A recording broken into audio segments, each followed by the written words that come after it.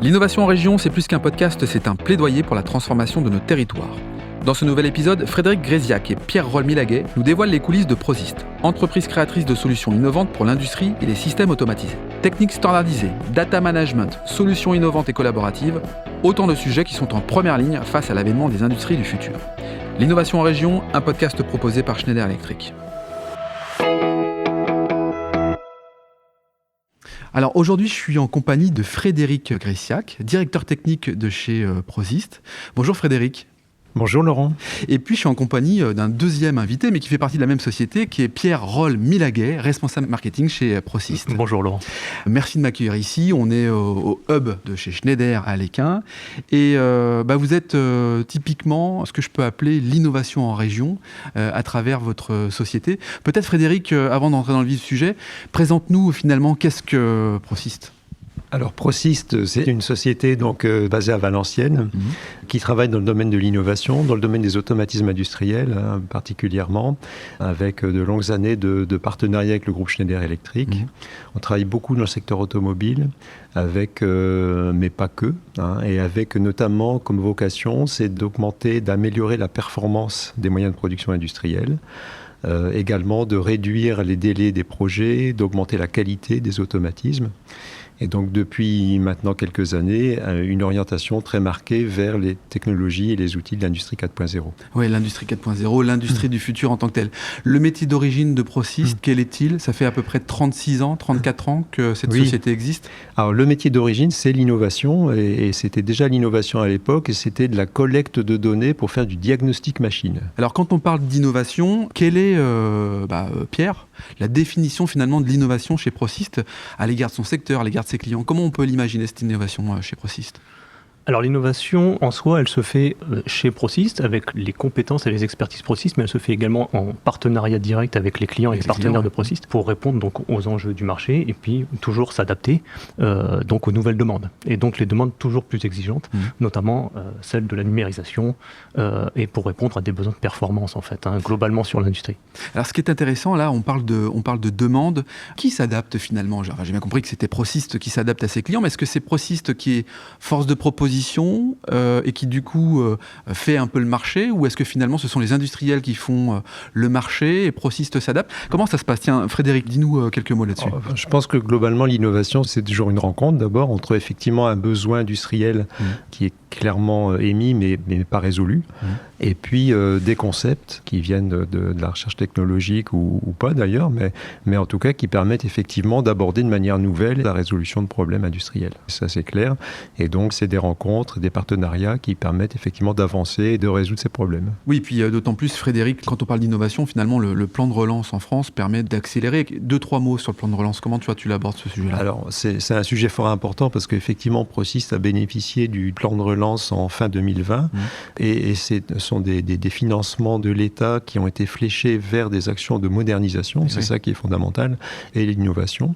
Et notamment donc, le projet qu'a déposé Prosist, qui s'appelle Strada 4.0, est un projet qui vise à accélérer et approfondir les travaux de data management qu'on fait avec le groupe Renault, et notamment de pouvoir déployer ces technologies-là sur les gros investissements dans le véhicule électrique que Renault prévoit dans les Hauts-de-France. Bon, justement, on en parlera après, un peu plus tard. Tout à fait. Très bien. Alors, une société comme Prosist, il y a donc du marketing que tu représentes, Pierre.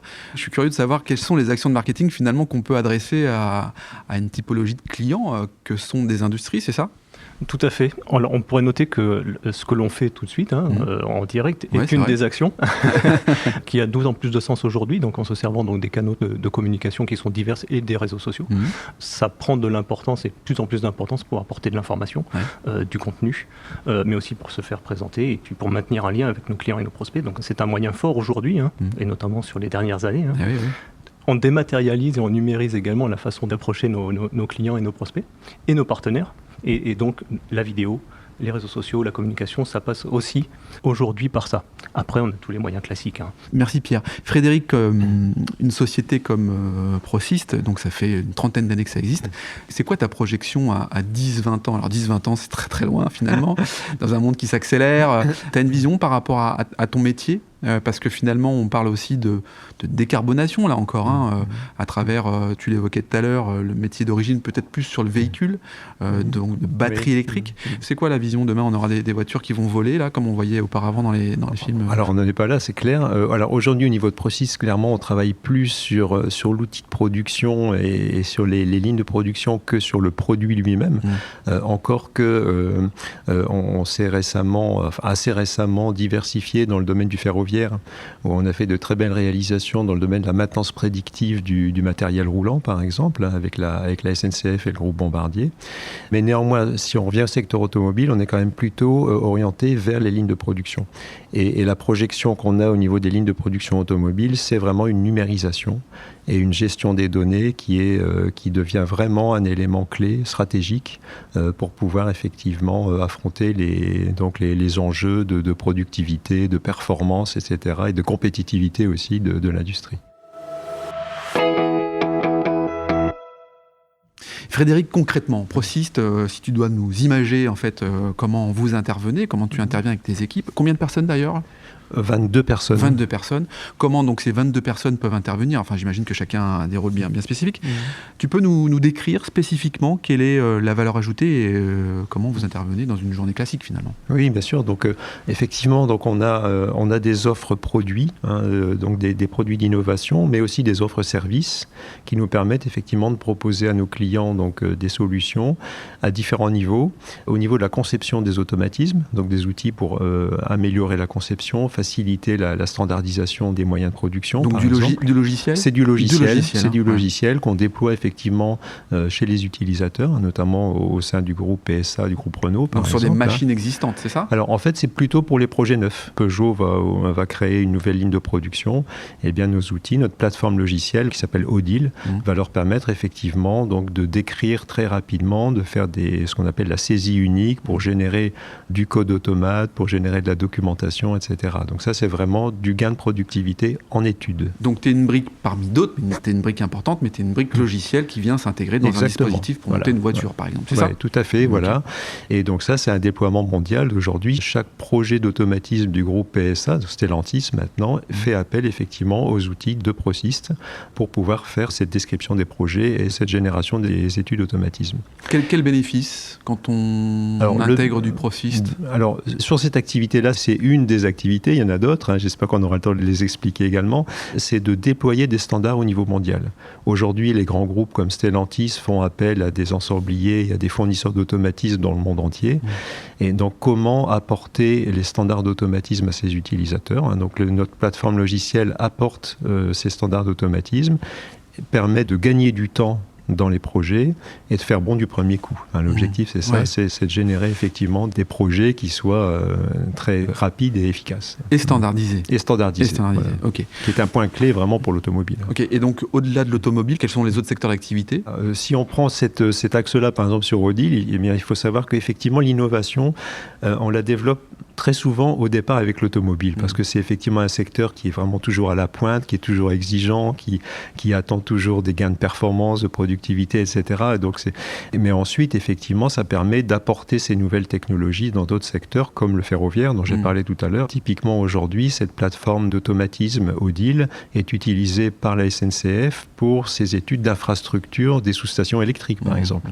Et c'est issu, effectivement, des innovations dans le secteur automobile. C'est l'effet papillon, quoi, quelque part. Oui, on peut dire. En tout cas, c'est une démultiplication. Et c'est ça aussi l'intérêt de l'innovation, c'est de résoudre des problèmes, mais avec des concepts forts qui peuvent ensuite être démultipliés dans d'autres secteurs d'activité, en fait. Voilà, c'est pas uniquement one shot, comme on pourrait dire. C'est vraiment, effectivement, d'avoir des solutions pérennes et compatibles à différents secteurs d'activité. Bon, Pierre, on a rencontré Odile. Est-ce qu'il y a d'autres solutions que celle de ce logiciel Odile? Oui, tout à fait.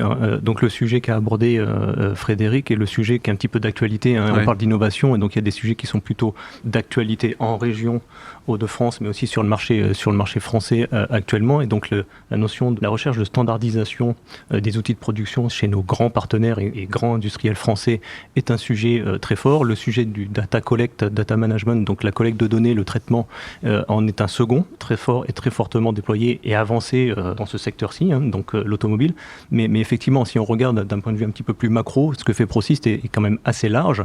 Donc c'est-à-dire que ça, c'est une composante de notre métier.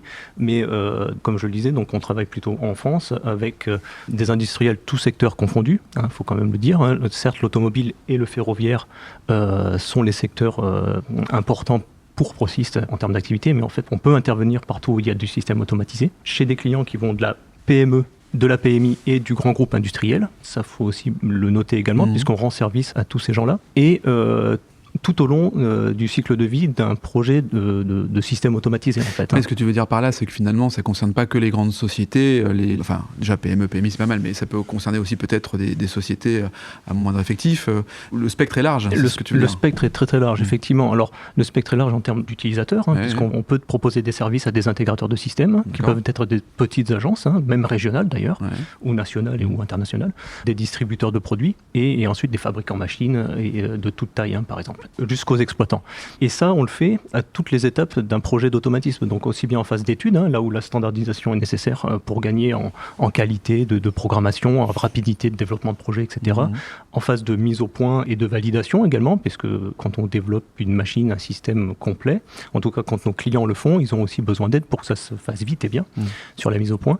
Et ensuite, en phase d'exploitation, donc des systèmes, des industries, des machines sont exploitées dans le temps, et pour cela, on fait de l'aide à la maintenance, à la montée en performance, etc., etc. Donc il y a effectivement des sujets très très larges, mais aujourd'hui, si on peut faire un focus sur quelque chose d'actualité, c'est entre autres un secteur dans lequel et avec lequel on travaille, c'est l'automobile, l'électrification des véhicules.